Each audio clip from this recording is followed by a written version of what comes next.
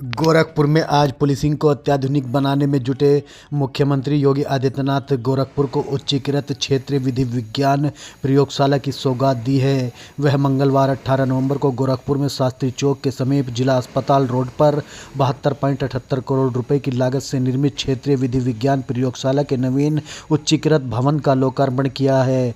अब यह प्रयोगशाला बी श्रेणी से अपग्रेड होकर ए श्रेणी की हो गई है।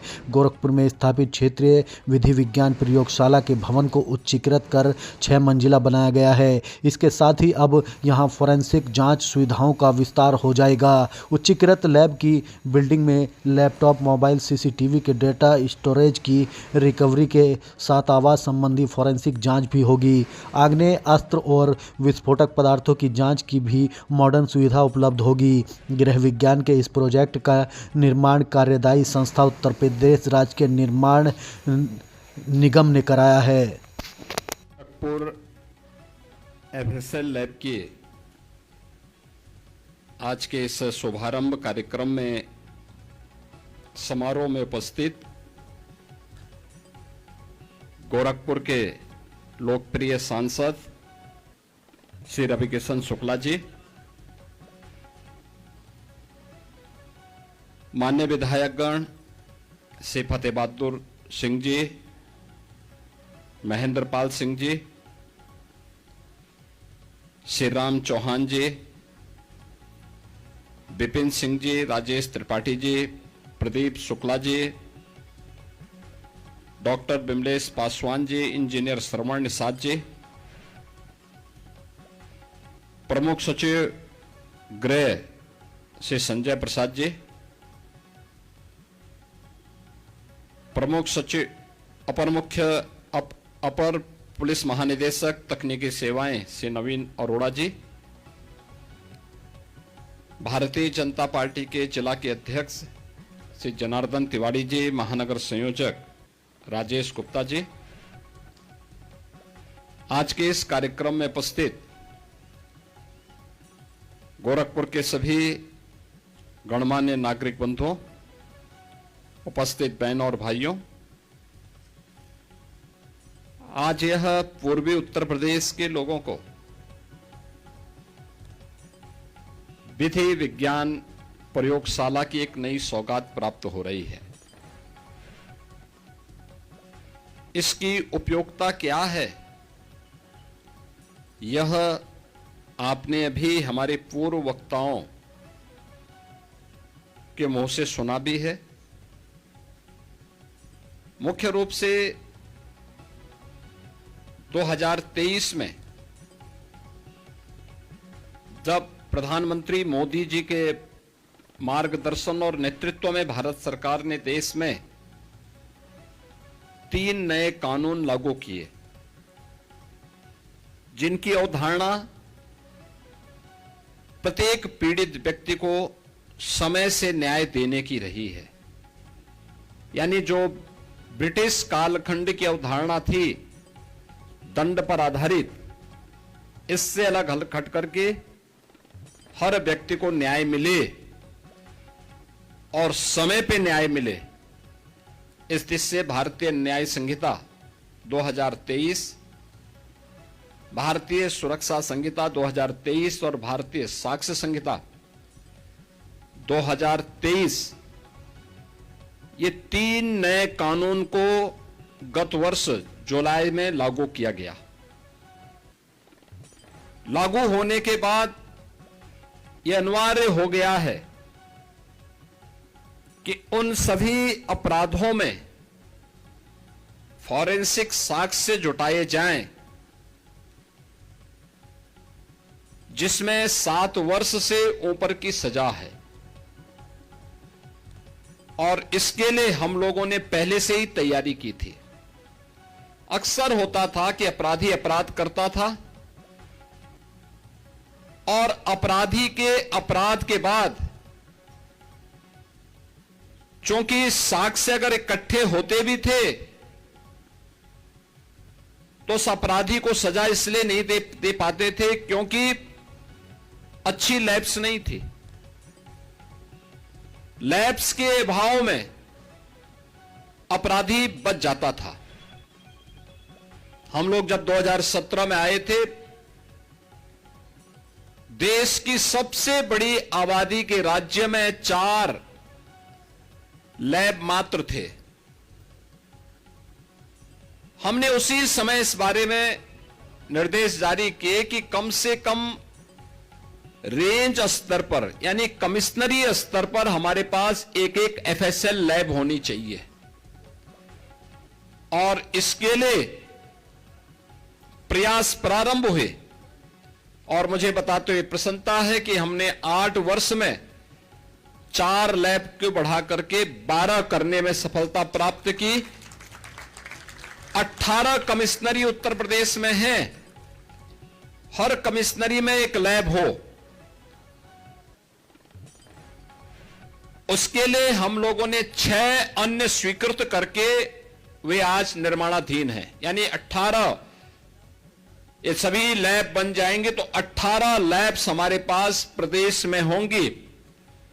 और वह लैब भी केवल सामान्य नहीं, जिनमें हर प्रकार के फॉरेंसिक साइंस से जुड़े हुए उस पहलू की जांच की जा सकती है जिससे अपराधी के खिलाफ एक ठोस साक्ष्य समय पे हम न्यायालय में प्रस्तुत करके उसे दंडित करवा सकें और एक पीड़ित व्यक्ति को न्याय दिला सकें।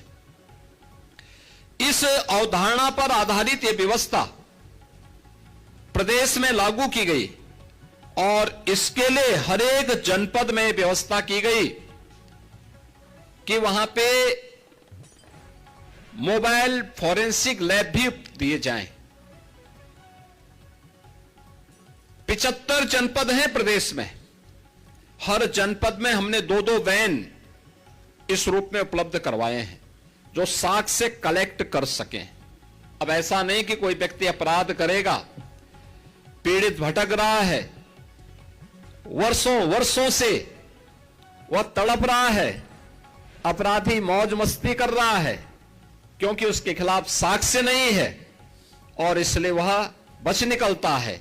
लेकिन अब बचेगा नहीं, क्योंकि अपराध होने के कुछ ही घंटे के अंदर उसके खिलाफ पुख्ता साक्ष्य होगा और साक्ष्य के साथ साथ लैब भी होगी जहां पे एक्सपर्ट बता देगा कि हां यह इस व्यक्ति से मिलता जुलता है और इस व्यक्ति ने यह अपराध कारित किया है।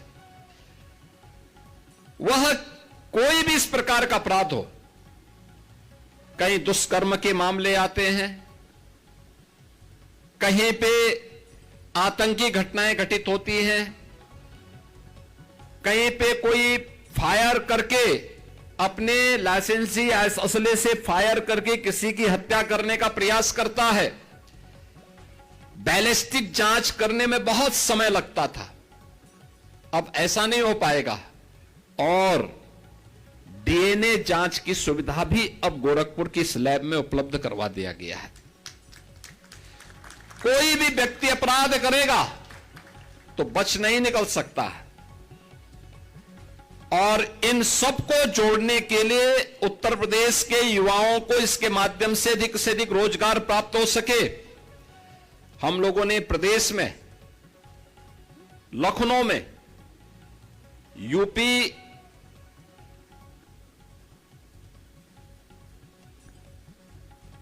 स्टेट फॉरेंसिक इंस्टीट्यूट का गठन भी किया है।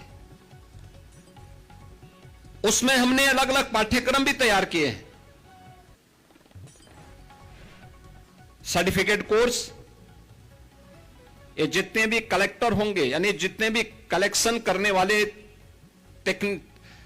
तकनीशियन होंगे, उन तकनीकी कर्मचारियों के लिए सर्टिफिकेट, लैब में जो लोग इसका मिलान करेंगे उसके लिए डिप्लोमाधारी और उस पर अपनी राय देने वाले उसके एक्सपर्ट डिग्रीधारी और उनके अनुभव भी इसमें काम आएंगे। यह आज का नए समय में नए हो रहे अपराधों को रोकने के लिए वैज्ञानिक साक्ष्य उपलब्ध करवाने की दिशा में तकनीक के माध्यम से अपराधी को समय पे सजा दिलाकर एक पीड़ित को न्याय दिलाने के लिए सरकार के द्वारा किए गए प्रयास का हिस्सा है। और आज गोरखपुर की इस अपग्रेड लैब को, जो ये श्रेणी की लैब है, इसमें वे सभी प्रकार की सुविधाएं यहां पर उपलब्ध होंगी जो वास्तव में एक व्यक्ति को, जो जांच को में तेजी लाने में, सटीक और पूर्ण तरह साक्ष्य से आधारित जांच होगी।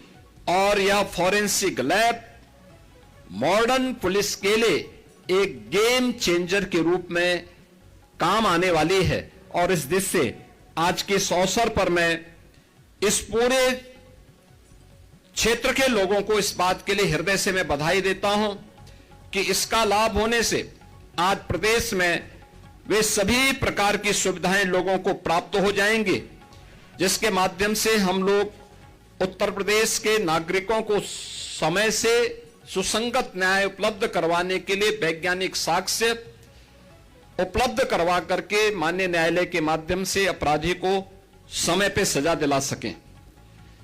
उत्तर प्रदेश में state institute of forensic sciences जो लखनऊ में हम लोगों ने बनाया है, एक अत्याधुनिक इंस्टीट्यूट है। और उसमें हम लोगों ने जो सुविधाएं उपलब्ध करवाई हैं, उसमें एडवांस डीएनए डायग्नोस्टिक सेंटर की स्थापना की है, वर्ल्ड क्लास डीएनए लैब्स की स्थापना की है, EI drone and robotic labs वहां पर हम लोगों ने उपलब्ध करवाए हैं।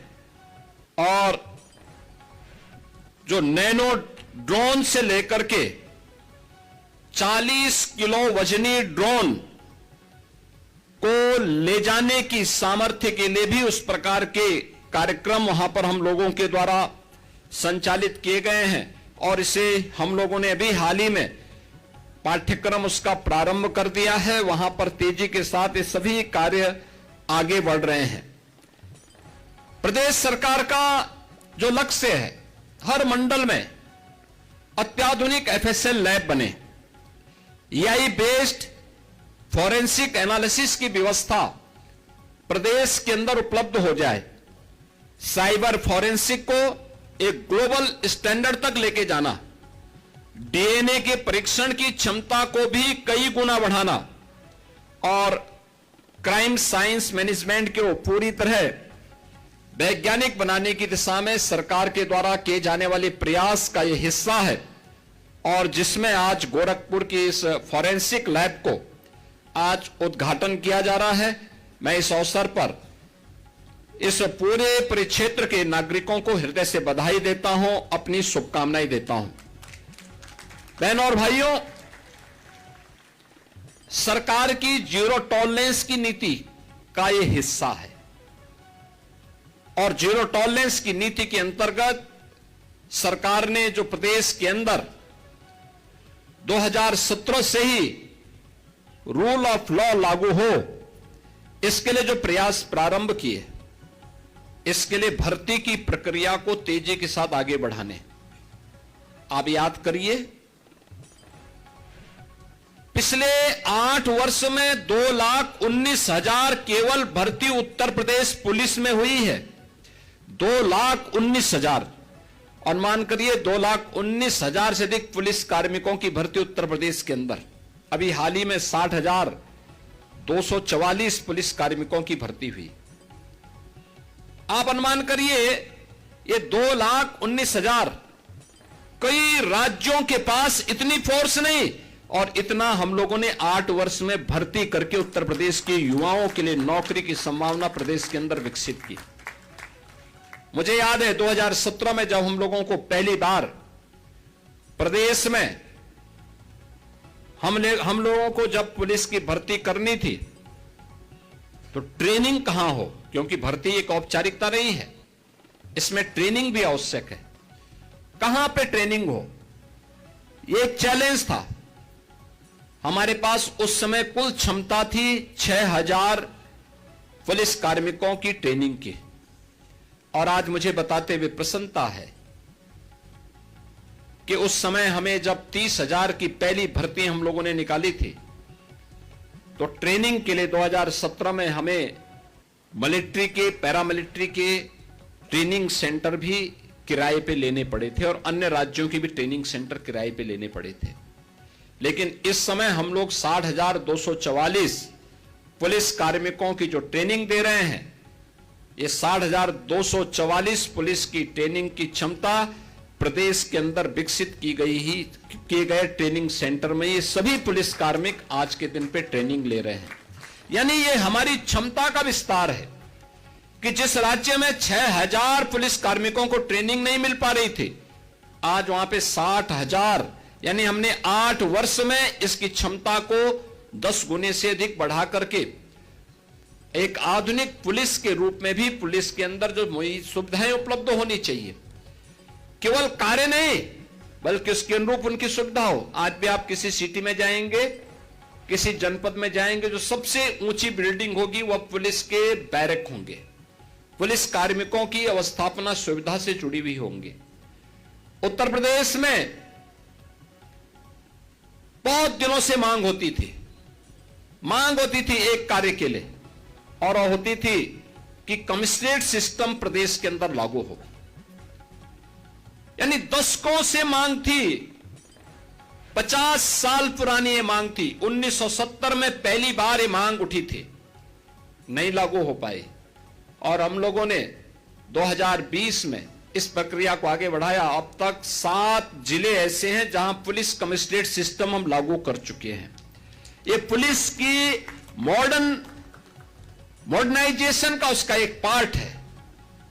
सेफ सिटी के लिए 2016 में माननीय उच्चतम न्यायालय ने इसके बारे में देश के सभी राज्यों को आदेशित किया था, लेकिन इस पे अनिर्णय का शिकार बना हुआ था पूरी मशीनरी। हम लोगों ने आकर के आज प्रदेश के अंदर 17 म्युनिसिपल कॉर्पोरेशन को और नोएडा, ग्रेटर नोएडा को सेफ सिटी के रूप में integrated command and control centre के साथ जोड़ते हुए आज 13 लाख से अधिक सीसीटीवी कैमरे लगा करके उस पूरी की व्यवस्था को एकदम सुरक्षित बना दिया है। आज आप देखते होंगे, पहले तो अपराध होता नहीं, लेकिन अगर कहीं छिनैती या लूट की घटना घटित हो गई तो कुछ ही घंटों में अपराधी जेल के शिकंजों में होता है और लंगड़ाता हुआ चलता हुआ दिखाई देता है। यह नया प्रदेश है जो अपराध को स्वीकार नहीं करता है और अपराधियों को यह दिखाने का प्रयास भी करता है कि अगर अपराध किया तो उसकी कीमत उसे चुकानी पड़ेगी। प्रदेश के अंदर पिछली सरकारों ने पीएसी बल को पूरी तरह समाप्त करने की साजिश रची थी। हम लोगों ने उसको फिर से गठित किया। जो 34 कंपनियां समाप्त हो गई थी उसका पुनर्गठन कर दिया। प्रदेश में एसएसएफ को हम लेके आए, स्पेशल सिक्योरिटी फोर्स का गठन, एसडीआरएफ का गठन, महिला पीएसी बहानी का गठन, 3 नई महिला पीएसी बहानी का गठन किया गया है, जिसमें देश की स्वाधीनता के आंदोलन से जुड़ी हुई उन वीरांगनाओं के नाम पर ये सभी सेंटर हम लोगों ने रखे हैं। गोरखपुर में वीरांगना झलकारी बाई कोरी के नाम पर,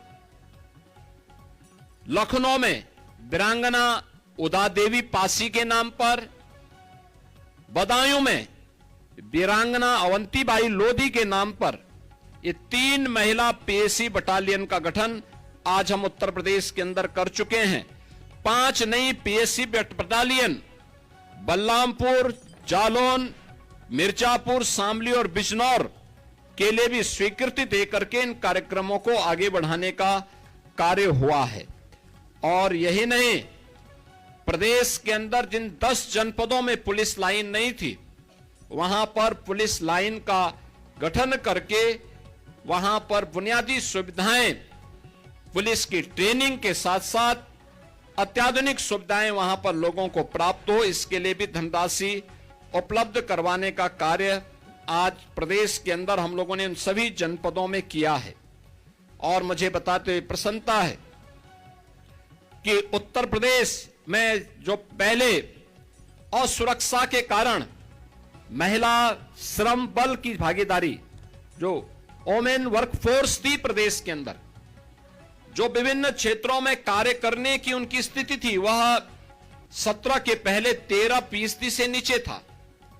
आज मुझे बताते हुए प्रसन्नता है कि 35% से अधिक महिलाएं आज प्रदेश के अंदर सुरक्षा का वातावरण होने के कारण कामकाजी बन चुकी हैं। काम करने के लिए, कार्य करने के लिए वे घर से बाहर जाती हैं और उनको कहीं कोई समस्या नहीं है। यूपी 112 के माध्यम से पुलिस, एम्बुलेंस, फायर सर्विसेज और साइबर हेल्पलाइन को इंटीग्रेट करने की कार्रवाई को भी प्रदेश के अंदर आगे बढ़ाया गया है, जिससे एक सामान्य नागरिक को इसके माध्यम से लाभ प्राप्त हो सके। प्रदेश सरकार के द्वारा एक पारदर्शी और जवाबदेही न्याय प्रत्येक नागरिक को सुनिश्चित हो सके, इसके लिए प्रदेश सरकार पूरी प्रतिबद्धता से कार्य कर रही है। आज यहां पर गोरखपुर की ये ग्रेड की एफएसएल लैब का ये लोकार्पण उसी क्रम का हिस्सा है, जिसमें सबको सुरक्षा और सबको सम्मान के भाव के साथ जहां सरकार की प्रतिबद्धता झलकती है, वही सरकार की जीरो टॉलरेंस की नीति अपराध और अपराधियों के प्रति इस प्रकार के लैब के माध्यम से एक नई ऊंचाई तक पहुंचती है। आज के इस अवसर पर एक बार फिर से मैं गोरखपुर परिक्षेत्र से जुड़े हुए सभी नागरिकों को इस अत्याधुनिक लैब के उपलब्ध होने पर हर व्यक्ति सरल और सुगम न्याय की अपेक्षा कर सकता है और उनकी न्याय प्राप्त करने की आकांक्षाओं को एक नया उड़ान प्राप्त होगा। इस विश्वास के साथ आप सबके प्रति मैं अपनी मंगल में शुभकामनाएं व्यक्त करते हुए यहां पर उत्तर प्रदेश तकनीकी सेवा को इन सभी कार्यक्रमों को सफलतापूर्वक आगे बढ़ाने के लिए हृदय से धन्यवाद देता हूं। जय हिंद।